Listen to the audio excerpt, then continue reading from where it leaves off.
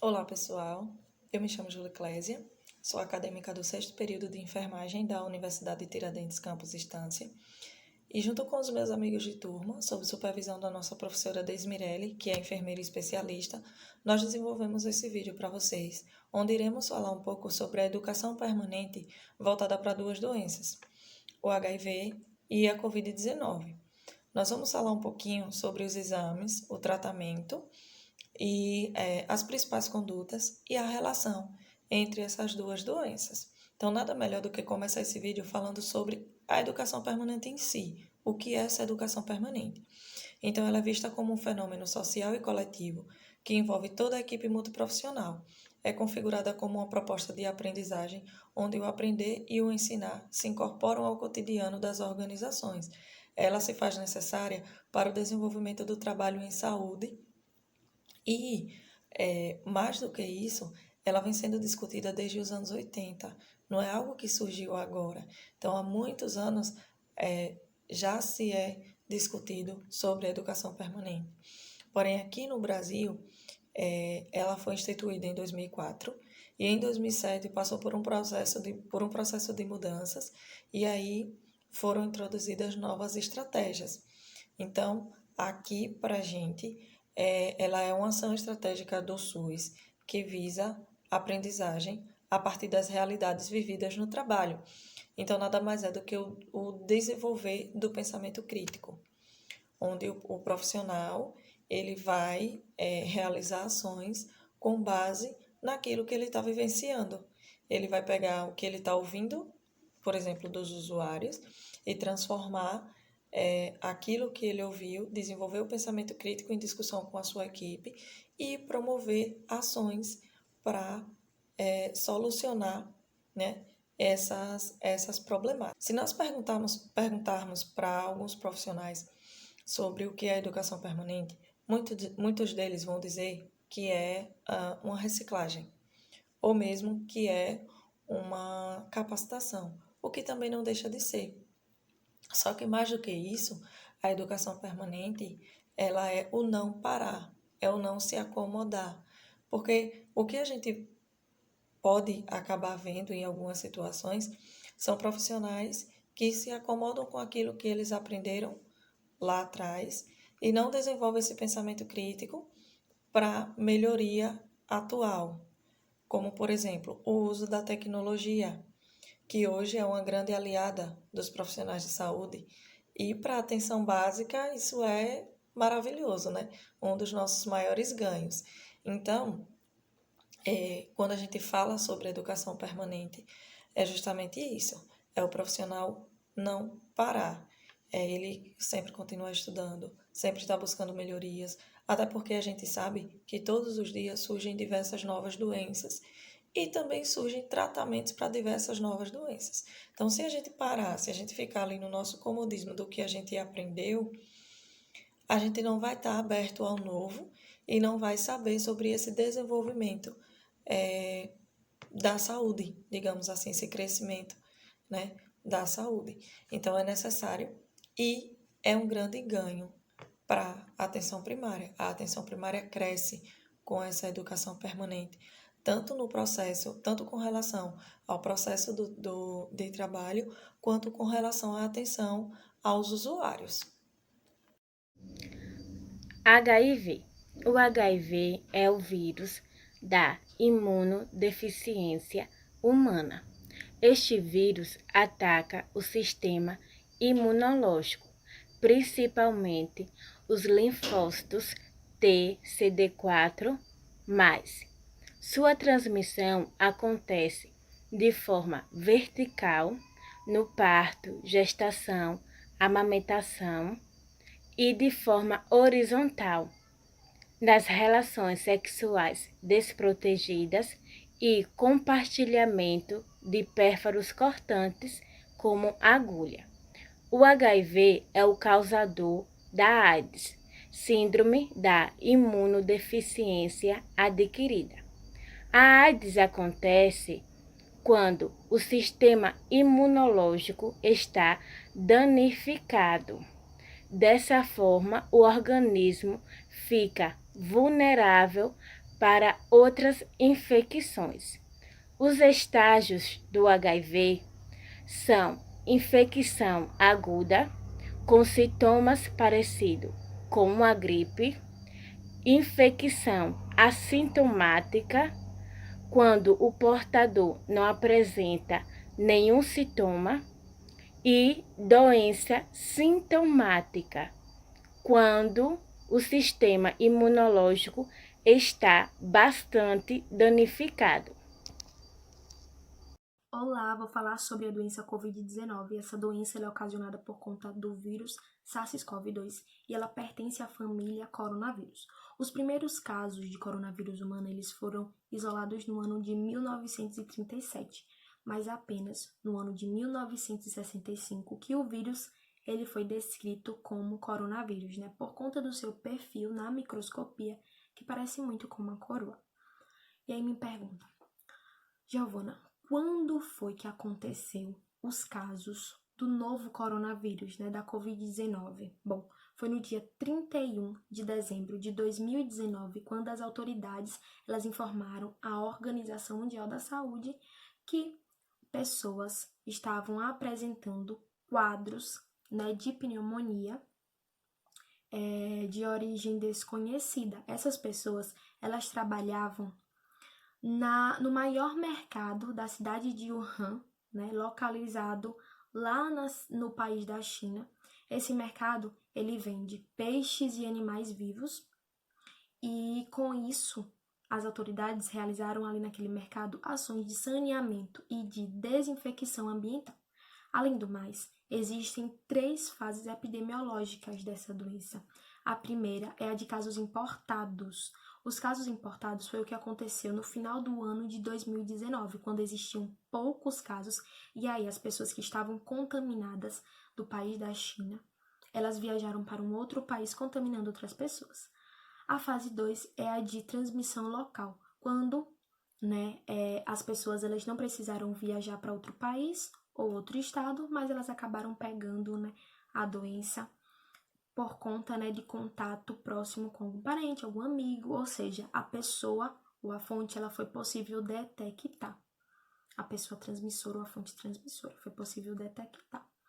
A terceira fase é a de transmissão comunitária, que é o que está acontecendo hoje em dia, que é quando o número de casos ele está se elevando exponencialmente, ou seja, a fonte e a pessoa transmissora, ela não é possível de detectar. Vou falar mais, sobre também os sintomas. Os sintomas mais comuns são tosse, febre, coriza, dor na garganta, dispneia, que é a dificuldade de respirar. E além do mais, a Organização Mundial da Saúde, ela diz que o quadro clínico dessa doença ela vai variar de infecções assintomáticas a quadros respiratório grave. E existem, uma estimativa aí de 80% de quadros assintomáticos, 20% de quadros com dificuldade respiratória e 5% de insuficiência respiratória, levando essas pessoas com insuficiência respiratória tendo que serem internadas. Falar sobre o tratamento da HIV, que ele é feito através de uso de medicamentos antirretrovirais, que ajuda a combater a multiplicação do vírus, assim ajudando que o paciente leve uma vida mais longa e saudável, sem que seu sistema imunológico seja afetado rapidamente.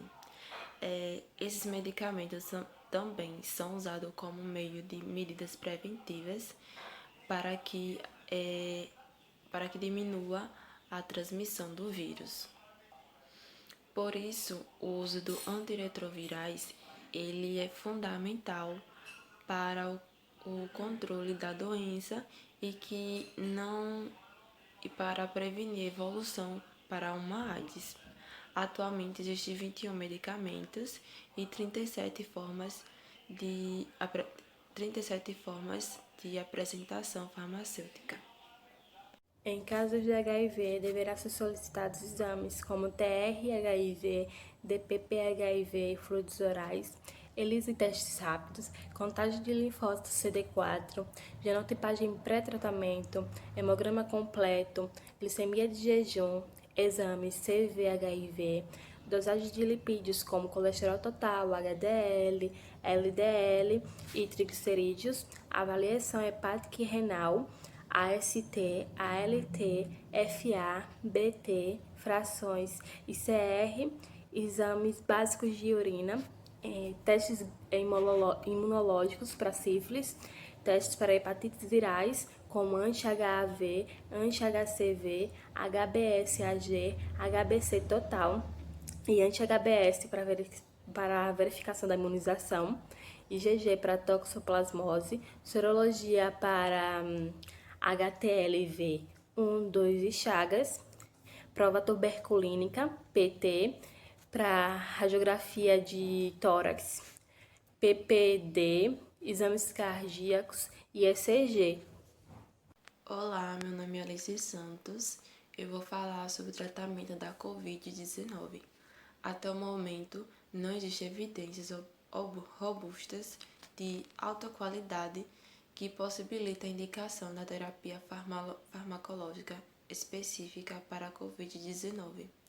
O tratamento sintomático, ele compreende opções para o controle da tosse seca, da dor, da febre e náuseas. Dessa forma, sugere a utilização como do antipiréticos, analgésicos e entre outros, sempre que haja indicação clínica e respeitando o quadro do paciente. Os exames utilizados para o Covid-19 é o PCR e o teste sorológico, conhecido como teste rápido.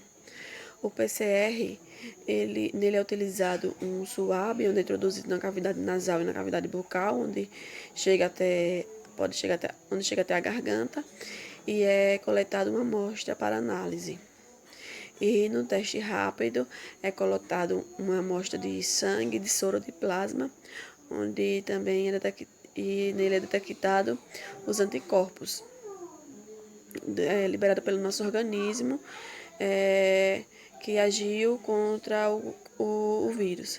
E no PCR ele age identificando diretamente o vírus. No teste rápido vai ter uma amostra onde tem o IgG e o IgM. Se no teste der IgM, quer dizer que a pessoa está na fase aguda da doença.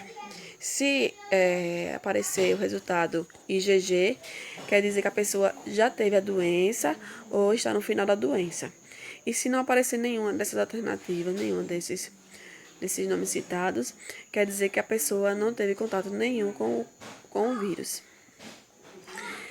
E o PCR, a vantagem dele é que o resultado dele é mais garantido, porém, a desvantagem é que demora muito para sair o resultado. E também, ele não consegue detectar o vírus no início da doença, porque ele só consegue identificar na fase aguda da doença. Então, se a pessoa tiver no final da doença, ele não vai dizer. E o teste rápido não, ele diz na qual fase a pessoa está, se teve ou não contato com o vírus. Falar um pouco sobre as condutas de enfermagem frente à Covid. A equipe de enfermagem é aquela equipe onde irá atuar na intensificação das orientações e auxiliar no diagnóstico. É necessário que essa equipe ela siga uma sequência para a paramentação e a desparamentação, para não ocorrer a contaminação. A sequência correta para a paramentação, o primeiro passo é colocar o avental, colocar a máscara, colocar o óculos, colocar o gorro e, por último, colocar a luva. Já na desparamentação, a sequência correta é retirar primeiro as luvas, sem tocar na parte contaminada. Após retirar a luva, retirar o avental da parte interior para a parte exterior. Após retirar o gorro e após retirar o óculos. O óculos é necessário que você tire pela hastes. E por último, retirar a máscara, sem tocar na parte anterior da máscara. As condutas, elas deverão ser de acordo com a necessidade de cada paciente. E para eu saber qual conduta é necessária, eu tenho que fazer primeiro uma anamnese e um exame físico bem feito, principalmente na região do tórax. É necessário manter um vínculo com esse paciente sempre. E eu vou citar agora algumas condutas que a enfermagem, que o profissional pode citar e orientar esse paciente. Então, é necessário que esse profissional ele tenha um vínculo através de uma visita domiciliar com pessoas que têm a Covid ou que estão com suspeita de Covid, para ter um acompanhamento desses casos. Monitorar as pessoas que têm um alto risco, ou seja, pessoas que têm diabetes, idosos, pessoas que têm hipertensão, que têm as cardiopatias. Explicar a fisiopatologia, sinais e sintomas da Covid. É necessário também mostrar a Covid assintomática, dizer o que é essa Covid assintomática, explicar como é realizados os exames e como se dá esse diagnóstico, qual a diferença entre isolamento, quarentena e distanciamento social, mostrar como é realizada a lavagem das mãos com água e sabão e a sua frequência que deve ser realizada. Quando não tiver água e sabão, é necessário realizar a higiene das mãos com álcool a 70. Evitar tocar no rosto. Evitar contato com pessoas que estão suspeitas ou que tenham o Covid. Caso apresente alguns sinais ou sintomas da Covid, como tosse seca, perda do palato ou do olfato e temperatura elevada, ligue para o UBS ou ligue para um agente comunitário, que ele irá dizer qual será o seu primeiro passo. Ou seja, agendar o horário da sua consulta, ou se não, ir lá na sua própria residência para realizar o teste e fazer umas orientações. Evitar contato com pessoas, manter um distanciamento de 1 metro. Manter contato através de videochamada, através de ligação. Em pacientes que possuem HIV e possuem a Covid, é necessário que esse profissional da saúde que esteja passando orientações para ele não esqueça de falar sobre a relação entre o Covid e o HIV, que ele também fale sobre a fisiopatologia, sinais e sintomas de ambas das patologias. Também que ele mostre a importância do tratamento antirretroviral, para que ele não abandone, e também a importância do tratamento da Covid.